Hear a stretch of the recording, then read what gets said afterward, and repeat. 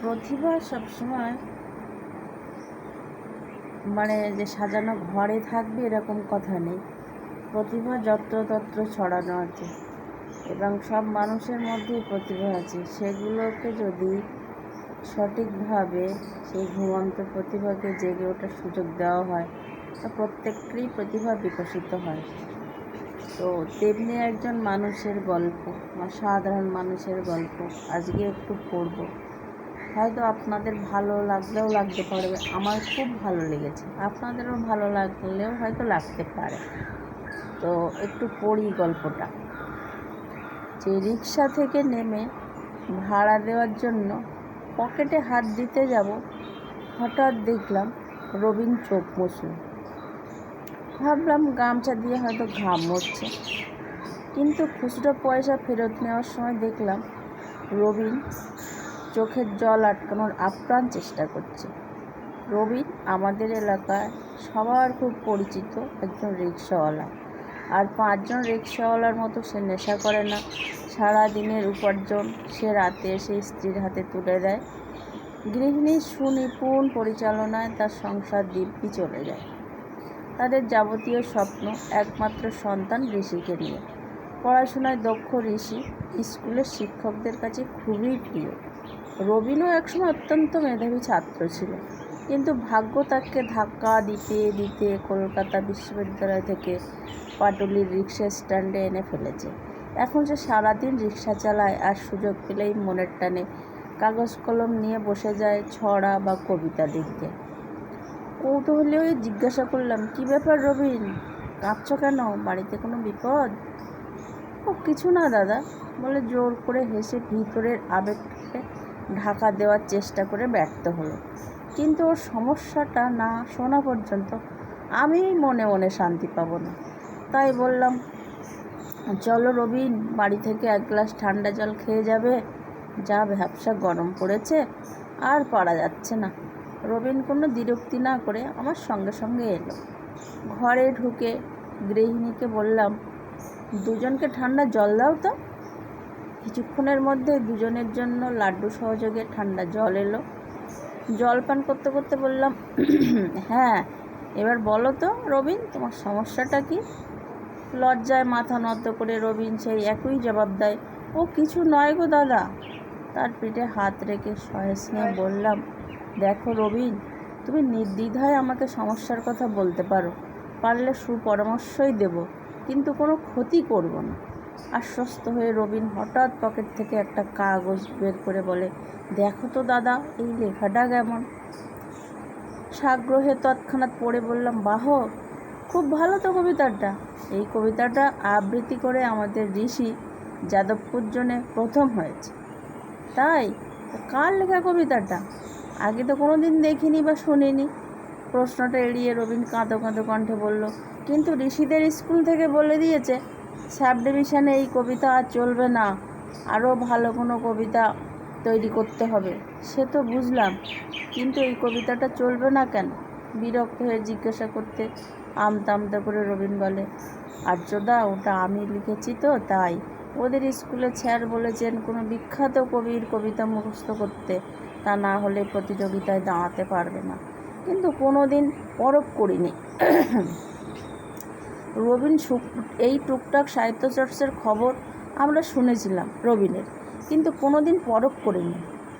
অবাক বিস্ময়ে ওর মুখের দিকে তাকিয়ে তাকিয়ে ভাবতে লাগলাম, যে ছেলেটা সারাদিন রিক্সা চালায় তার কলম থেকে এমন কবিতা কী করে বের হয়? নয় নয় করে আমার বয়স তো কম হলো না, গল্প উপন্যাস কবিতা কম তো পড়িনি, তাই তার গুণাগুণ সম্বন্ধে একটু আধটু ধারণা তো হয়েছে। রবিনের এই কবিতা যে কোনো নাম করা কবির কবিতা অপেক্ষা কম নয়, কিন্তু শুধু রিক্সাওয়ালার লেখা বলে তাকে স্বীকৃতি দিতে এত দ্বিধা। মনের মধ্যে হঠাৎ একটা জেদ চেপে বসলো। জলটা শক্ত হলো। রবিনের পিঠ চাপড়ে বললাম, রবিন, হাল ছেড়ো না, তোমার ছেলেকে নিয়ে আজ বিকেলেই আমার কাছে এসো, দেখি আমি কি করতে পারি। সন্ধ্যার মুখে ঋষিকে নিয়ে হাজির রবিন। জানতে পারলাম স্কুল থেকে ওকে কবি শ্রীজাতর একটা কবিতা মুখস্থ করতে দিয়েছে, কিন্তু ঋষির খুব ইচ্ছা সে তার বাবার কবিতা আবৃত্তি করবে। তার বিশ্বাস যে কবিতা তাকে যাদবপুর জোনে প্রথম পুরস্কার এনে দিয়েছে, সেই কবিতাই তাকে সাব ডিভিশনেও পুরস্কার এনে দেবে। কিন্তু সব শুনে ঋষিকে বললাম, শোনো বাবা, শ্রীজাতর কবিতাটা তুমি মুখস্থ করো, স্কুলে ধরলে তুমি ওটাই বলবে, কিন্তু মনে মনে প্রস্তুতি নাও, তোমার বাবার কবিতাটাই তুমি সাব ডিভিশনে আবৃত্তি করবে। আমার কথা শুনে চমকে ওঠে রবিন। কী বলবো আর্যদা, স্কুলে আর আমার ছেলেকে ঢুকতে দেবে? চিন্তা করো না রবিন, এ যুগে পুরস্কারটাই সব, কীভাবে এলো সেটা বড় কথা নয়। আর তাছাড়া আমার দৃঢ় বিশ্বাস তোমার কবিতার বিষয় ভাবনায় ঋষিকে জিতিয়ে দেবে। আর ও যদি সাব ডিভিশনে প্রথম হতে পারে তাহলে স্যাররা এসব ভুলে যাবেন। গোপনে প্রস্তুতি চলতে লাগলো। স্কুলে এক কবিতা আর বাড়িতে অন্যটা, ঝুঁকি একটা ছিলই। শিক্ষকদের কথা অমান্য করে ব্যর্থ হলে তার ফলাফল মারাত্মক হতে পারে, কিন্তু ঝুঁকি না নিয়ে কে কবে সাফল্যের স্বাদ পেয়েছে শুনি। আর তাছাড়া ঋষির মধ্যে চ্যালেঞ্জ নেওয়ার মতো মানসিক দৃঢ়তার অভাব ছিল না। বিজয়গড়ের নিরঞ্জন সদন কানায় কানায় পূর্ণ। প্রতিযোগী ছাত্র ছাত্রী, শিক্ষক শিক্ষিকা, অভিভাবকরা অধীর আগ্রহে অপেক্ষা করছে তাদের প্রিয় ছাত্র ছাত্রী, ছেলে মেয়েদের পারফরমেন্স দেখার জন্য। একে একে সবাই মঞ্চে উঠছে, সাধ্যমতো সৃজনশীলতা তুলে ধরছে। যথাসময়ে ঘোষক ঘোষণা করলেন, এবার আবৃত্তি করবে ঋষি মণ্ডল। ঋষি মঞ্চে উঠছে। আমি আর রবিন শক্ত হয়ে চেয়ারে চেপে বসলাম। কয়েক মুহূর্তের জন্য আমাদের যেন শ্বাসরোধ হয়ে আসছে। মঞ্চে উঠেই সব সিদ্ধ ভঙ্গিতে ঋষি আবৃত্তি শুরু করলো।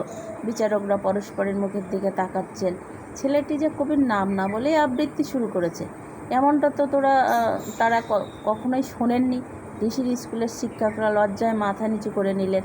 15 দিন ধরে ছেলেটাকে তারা কী শিখিয়েছেন, আর আজ ভুল করে কী আবৃত্তি করছে।